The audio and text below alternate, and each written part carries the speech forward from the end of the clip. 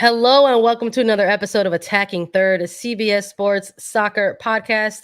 I'm Sandra Herrera, lead NWSL writer for CBS Sports, joined today, as always, by my colleague and co-host Lisa Roman, broadcaster and analyst for CBS Sports, alongside Lori Lindsey, former U.S. international, because on today's segment, we are going to bring you all a Concacaf W Championship preview. Before we get into all that, another special announcement.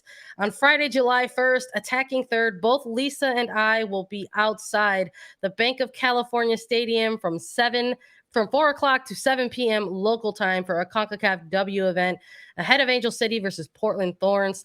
We'll be hosting a live show with special guests, giving away Attacking Third gear, and hosting trivia.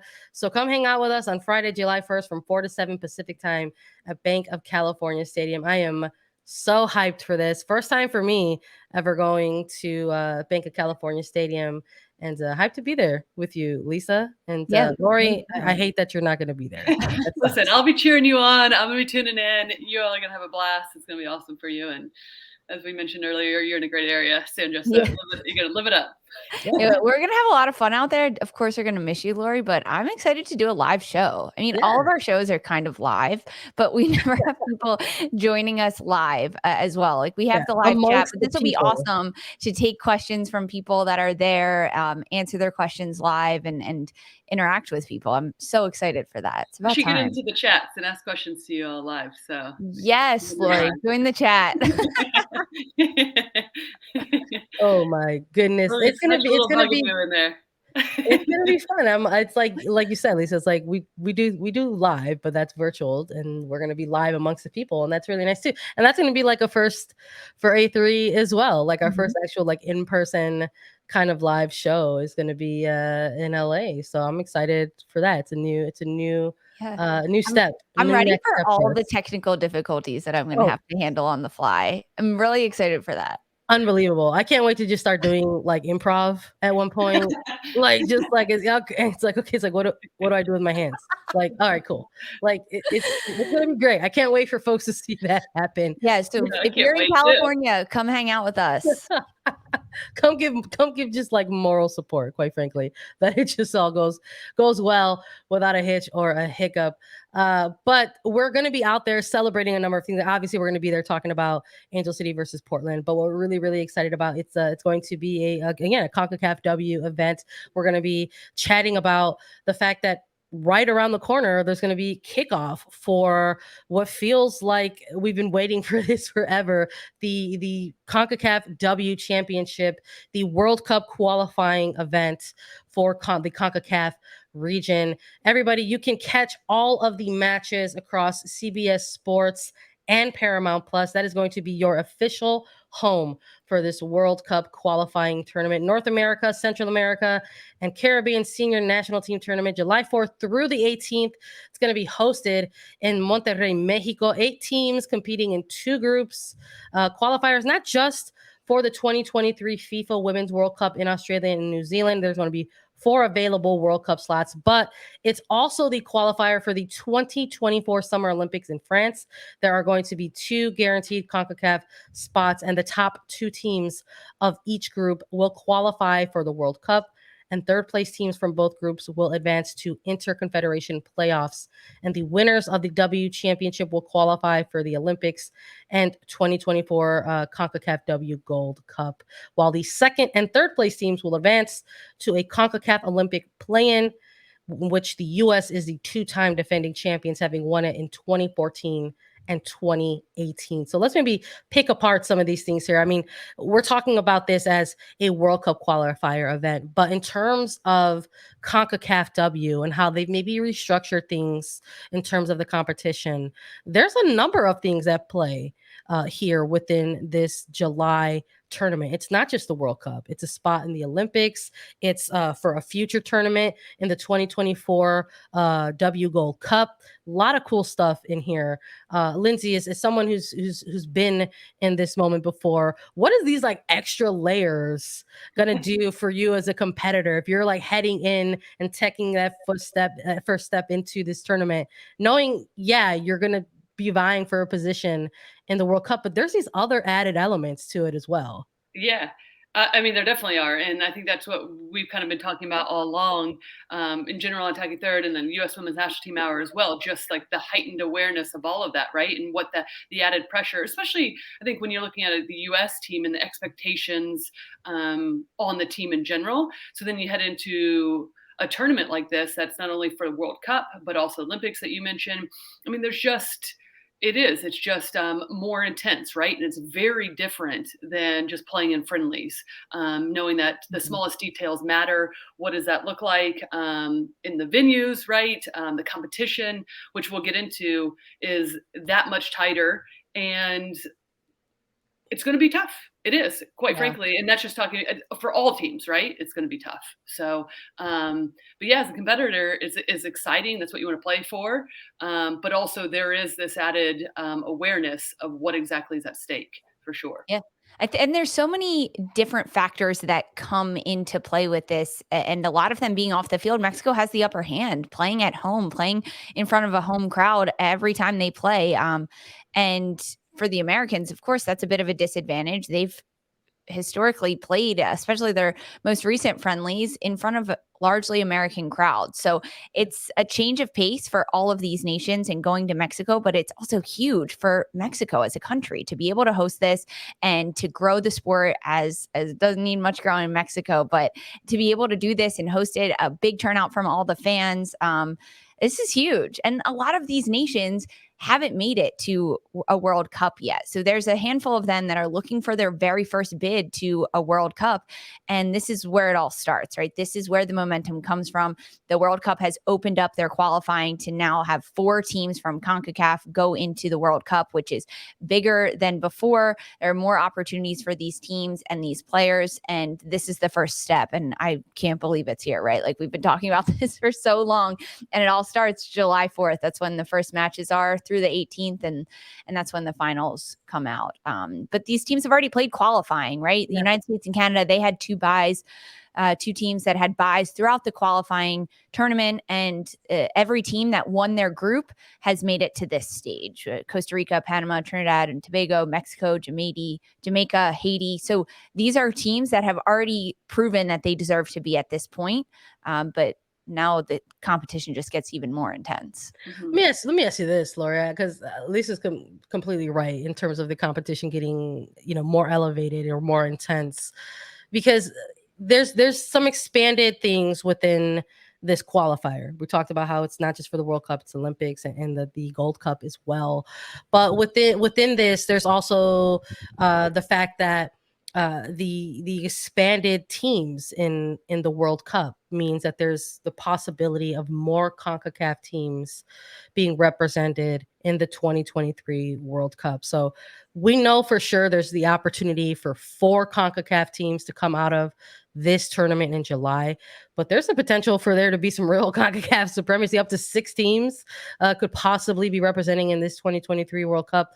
Does something like that raise the intensity in that? Does it almost sort of feel like it's expanding, so maybe you can take your foot off the gas a little bit? I don't think that's necessarily true. I feel like that, like, knowing that it's expanding, knowing that there's going to be more spots essentially up for grabs to sort of solidify your place in the World Cup, that would make things even more intense, competitive. Yeah. Oh, I definitely think I agree 100% with that. I think everyone's coming in here knowing that the game has grown and is consistently growing, right? And there's players playing on a consistent level, or consistently high level on a regular basis. In particular, Lisa mentioned about Mexico being the host, Liga MX Femenal, right? What that has done, there's just, the game is growing, right? And so, yeah, these teams are going to, these players, these teams are going to show up and be ready for that. Because if that, it means your smallest little opportunity to be able to get in and do something that you haven't done before, then that just elevates the competition. And it goes back to the details, right? Because I think a lot of these teams, even we saw with the US the other night, there hasn't been a ton of time for these teams to play together, and some of these teams aren't even playing in this window leading up to. They're just in camp, right? So how can they come together? How can they be a cohesive unit going into these games? But yeah, it is going to be a fight. It is going to be doing all that you can to give yourself the best, put yourself in the best position to get into that World Cup, no doubt. Absolutely, I'm with you. Let's maybe take a deeper dive on who is it? Who are the teams? Who are the 8 teams that we're going to be getting a close look at during this tournament in July? We did a lot in covering the build up to this moment. There was the qualifying rounds that took place in February and April. Lisa mentioning that these teams winning their groups to cement their place in this tournament in July. Now we've got Group A and Group B. Lisa, I'm going to go to you first here with Group A. It consists, or excuse me, of a group B. It consists of Canada, Costa Rica, Panama, Trinidad, and Tobago. When we're looking across these 4 teams, who is standing out for you? Who are you going to be keeping a close eye at? Is there anyone within here who you see maybe causing a little bit of disruption? Yeah, I mean, when you look at this Group B, heavy hitters are Canada, right? They're coming off of a gold at the Tokyo Olympics, and when you look at Panama and Trinidad and Tobago, there are 2 nations that are looking for their first World Cup bid. They've never been to a World Cup, and this is their chance. This is their opportunity. If they finish second in this group, they have a chance to get through. They then move on to the qualifying for that. So I think a team like Panama and Trinidad and Tobago are going to be looking to fight for anything they can in this. I could give the upper hand to Panama between those 2, just in what they were able to do throughout qualifying. But honestly, it's Canada for me in this one. This is a team that is coming off of a gold. They haven't played too much entirely with their whole squad together. I'm sorry, like full starting squad. They played one over this last international break, one little friendly that they had. But these are players that for United States fans that you see in the NWSL week in and week out. And to have these Canadian players back together, competing in these qualifying, looking to go from winning gold to winning the World Cup. I think Canada is the heaviest hitter here. They didn't have to play in qualifying, but do they have all the pieces to compete at this type of level? And does Canada know what they're really getting into going up against teams like Costa Rica and Panama in particular?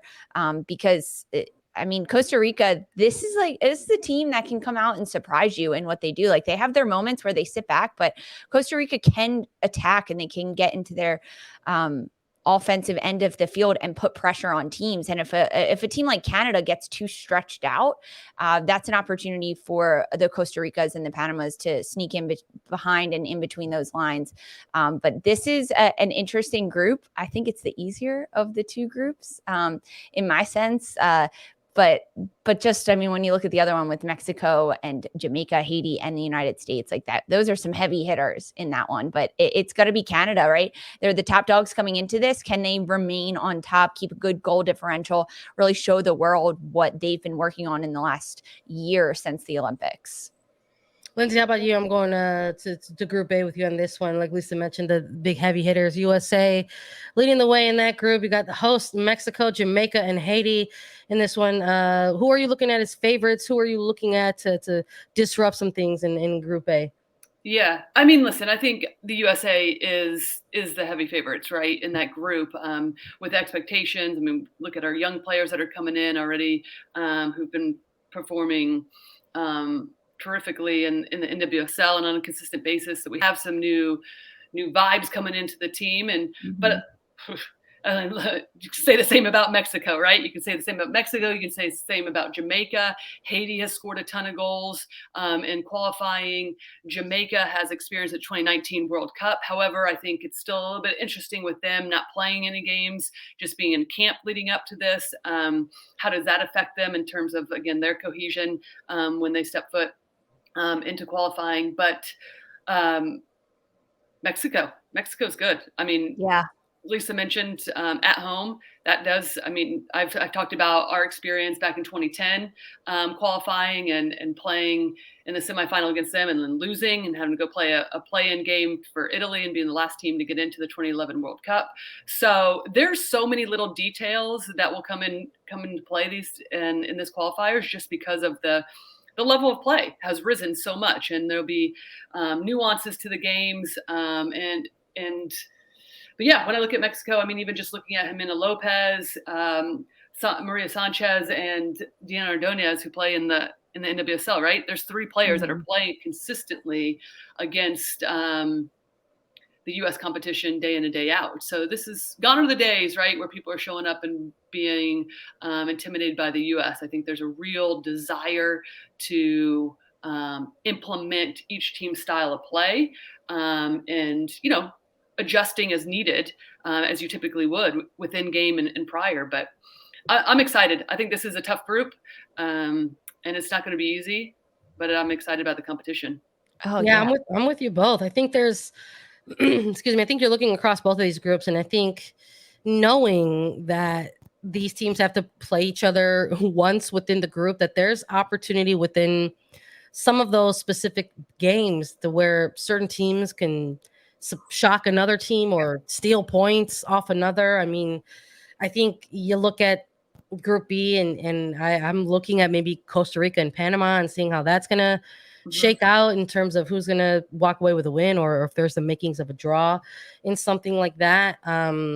Looking at something like Mexico and Jamaica, these are 2 teams who play each other pretty tough, pretty closely whenever they get a chance to go head to head. So is Jamaica maybe looking at themselves in a group where they have a tough group, in maybe their opinion, to sort of try to navigate through to sort of clinch one of those top 4 spots for the World Cup, and say, these are the areas where we really have to target? Is it going to be versus Haiti? Is it going to be versus Mexico as the host? So I'm looking for those sort of kind of matchups in the group stage to sort of really kind of shake things up, even despite looking at them both and saying, like, hey, here's a favorite here and here's a favorite there. It's really going to, I think, come down to minute by minute in these types of tournaments. When we're looking at general teams to watch here, I think, speaking a little bit about this off mic and then bringing it now here onto the show, we maybe even talked about this during when we were doing our qualifier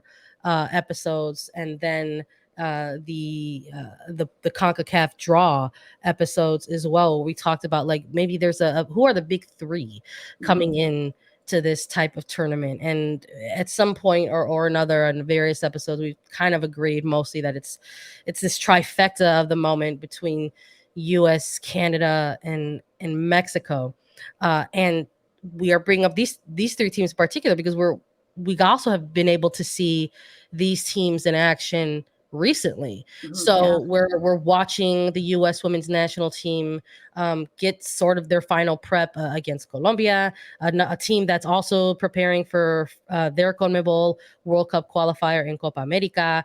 We've got Canada playing games during the international window at the end of June, and Mexico as well, who are facing off against Peru during their international window. But there's a number of teams that we aren't seeing in action in the lead up to this CONCACAF championship. And I think maybe we wanted to have a moment on this episode to talk about that a little bit. So while we're incredibly excited to watch all 8 of these teams go head to head, and while we can certainly sit here and say, look at these areas of improvement in some of these programs, there's also some things that we're looking at and saying, okay, there's some areas here where we can see that there are programs going into this championship that still need some support, that still need some resources. And we're wondering how that's going to impact them during this championship in July. We were talking a little bit about not seeing Trinidad and Tobago, Jamaica's and the Reggae Girls, they have camps that are currently taking place right now, and I believe in Colorado, but not being able to see them get some action against international competition just before they have to head to Mexico themselves. I do wonder a little bit how that's going to come into play or impact them going into this tournament in July. Lori, your thoughts on that? Yeah, certainly. One of the teams that we're talking about, and specifically, was Jamaica, right? And a bit surprised that they weren't playing any games. There was a lot of talk leading up to the 2019 World Cup and how difficult it was for them to get over to France and some of the resources that weren't being presented to them. So you wonder how much of that is coming into play. But I am also curious, too, obviously with not having an international match, but are they playing local boys teams? Is that a different direction they decided to go? Would that give them a different challenge? Those are some of the questions I have that I don't actually have answers to. But yes, I mean, I think when you look at this in general with the limited time for all of these teams, chemistry and coming together quickly with this lead up just about a week out is going to be necessary for all these teams. So you don't love to see it, but I mean, just doing some of the research prior to this, it looked like it was Jamaica, Panama, and even Trinidad and Tobago were maybe the three teams that weren't playing any games since April. So yeah, what does their camps look like? Are they playing any other matches that we're just aren't privy to?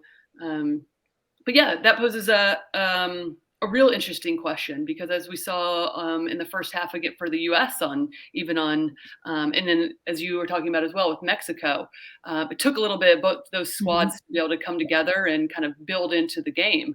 And when you talk about little details being big factors in these types of tournaments and more on the line, then you don't actually have that type of time to get into the games, right? No. And qualifying, especially when teams, and my last point on this is, presents different challenges for everyone. Like Canada's going to present a different challenge for the US than Mexico, vice versa, right? So there's a lot of things at play, and how do you adjust? And sometimes that requires tactical adjustments, and sometimes that requires personnel adjustment. So, and also like these nations aren't playing games, but they are getting together, right? We know Jamaica is at their camp. We also have to look at the turnover and player personnel for all of these teams, because it's a huge conversation in the US with the United States women's national team about the player turnover and getting that rhythm together. And these nations did play in the qualifiers in February, but that was a long time ago. And depending on where players are in their club or collegiately, what they did this year, to have those minutes, not just playing inter squad scrimmages at these training camps, is a huge advantage and then disadvantage for some of these nations that aren't having the opportunity to play against competition. Even Canada, they played one friendly against South Korea, and they ended up tying 0-0 in this international break before that. But I can guarantee you that they learned a lot in that match, and that the players having rhythm together and getting minutes under their belt is super helpful. So the advantages are already swaying one way or another for some of these nations before they even get to Monterrey, Mexico. And I mean, that's a whole other topic about federations and funding and things like that. But it's a factor that definitely comes into play. And to the advantage of some of these nations, they can watch Canada play against South Korea. They can watch Mexico play, and they have more scouting opportunities. I mean, the United States is one of the most easily scouted teams because of the quantity of matches that they play and how accessible that is for people to be able to rewatch those and get analysis on it. So now for these nations, I mean, when you look at like Haiti and Jamaica, like they should be watching the United States and seeing what's happening in these friendlies against Colombia, because that's a great way to read your opponents in your competition. Whereas the US, they don't have that against Jamaica because they didn't play a public competition. So the benefits go hand in hand here. And the US knows that they are easily scouted, but if other teams can take advantage of that, that's going to be a huge leg up for them as they head into these qualifiers. Yeah, that's a really good point to bring up, because there's a lot of footage out there for these teams to access on the U.S. women's national team. But I think more importantly, there's going to be very recent footage with their 23-player roster that they're calling into this Concacaf W Championship. So I would imagine that these couple of games against Colombia are going to be on the radar, and a little bit more recent footage that they're going to be keeping an eye on going into this tournament, because these are going to be the 23 players that they're going to be facing up against. I do wonder if, that point of having footage against a USA, a Canada, a Mexico, even Costa Rica, I would put in there as well, having this recent footage, to sort of go off and prepare for these teams in their respective groups, whether it's A or B. Does that present a dark horse scenario maybe for us to talk a little bit about? And I'm gonna pitch that to both of you. Do you have a dark horse in amongst these 8 teams, a team that's gonna maybe not shock, but give us some pleasant surprises along the way of this tournament? Lisa, who are you going with? I'm going with Haiti. This is a team that no, I'm not going to say they're going to go out and beat the US by 5-0, but Haiti is a team that we saw throughout the qualifiers. They had a 44 goal differential. They had so many different players scoring those goals, 13 different players. And they were a team that didn't sit back and defend in that low block. They had incredible defense, 0 goals against throughout the qualifiers, but they were able to expose their opponents, get in behind, stretch back lines, and get shots on goal and score a lot of goals throughout those qualifiers. So this is a Haiti team that isn't afraid, right? We've talked about that. And Lori mentions that all the time. People aren't scared to play the United States anymore. And in a group with USA and Mexico, these are teams that can be intimidating and can intimidate other nations. But Haiti is a team that has a lot of the same players that we've seen in years past. They're a team that has played against the United States historically in the Tokyo Olympic qualifiers. They held the United States scoreless for 60, 70 minutes. And I'm not entirely remembering that correctly, but they are a team that knows how to play against the United States, play it defensively, and then can also score goals. So my dark horse is Haiti. No, I don't think they're going to come out as number 1 in the group, but they're a team that could get through and fill up one of those 4 World Cup qualifying spots. I'm excited to watch Haiti. But I also should say though, if I was playing defense against some of these strikers we have on this Matthew and Sophia Smith, I'd be a bit scared. Yes. that doesn't mean these people have good game plans. I'm just saying, they're good. So, and listen, I'm going to go with Jamaica. They're not actually a dark horse necessarily because I've been to the World Cup, right? And they have experience at that level. However, I do think that they, across the board, you look at Sydney Schneider, who's with Kansas City, current goalkeeper. You have Jody Brown, who plays at FSU. You have Bunny Shaw, who's with Man City now. I mean, listen, there's some players that are some real difference makers, and you have some good players in key spots that can win you games, right? You have a solid goalkeeper. You have, and those are just naming a few, right? I mean, there's others across the board as well. But I like this team. I think that they're going to present some problems for a lot of the teams, just in terms of their ability to be able to be dynamic in different ways. And so I think that is the one that I'm looking towards. And they have a new coach, so I'm excited to see what that looks like. Lauren Donaldson just taking over. What kind of energy does that bring into the camp? How quickly, again, can they come together? What are they doing in the short amount of time that's going to be like, hell yeah, here we go. Because sometimes, it can go either way with coaches, right? You could be like, we're still getting used to this. We're not really sure. You're trying to mix some things up. Or it could really galvanize a group and then all of a sudden you come to life in a way that you haven't seen a team come to life for a while. So on another level. And it does feel like this is a stepping point. Could be a really exciting time right now for Jamaica. So that's who I'm going with. Sandra, who you got? I like those two. Listen, I could piggyback on either of those. I was very impressed with Haiti and what they did during their qualifying stage to get to this point. I've been impressed with Jamaica to just be, to find the success that they have been able to find on the pitch with, quite frankly, without the infrastructure around them. I think says a lot about that team. They're a team that has a ton of, strong, talented individual pieces. And I think I think we can all agree that, we might be speaking about them a little differently if they just had the right and appropriate infrastructure and support around them. I mean, and you can look at each individual line and sort of see all of these different individual talented pieces, whether you have, somebody like a Bunny Shaw is always going to be targeted, and involved in their attack. But even from their back line all the way up top, a number of goalkeepers that can get in there and really make some noise. Sydney Snyder was someone who was really broke out for them and stood out for them in the previous cycle, and has spent time in NWSL now. But the Swabbies, Chantel, Allison Twabi is out there in the back line, and in the middle with somebody like a Drew Spence or Vanessa Lund. That's a name that's familiar with folks. Is someone who plays in NWSL. So there's a ton of individual talented players here, and you just have to imagine that I would have loved for this team to have been able to have had some final prep matches ahead of this CONCACAF qualifier, just for their own sake of just saying, like, this is what it feels like to play with each other again before going into such a big tournament. So there's a part of me that almost like is upset that we have to talk about them in this capacity as a dark horse, because this is the team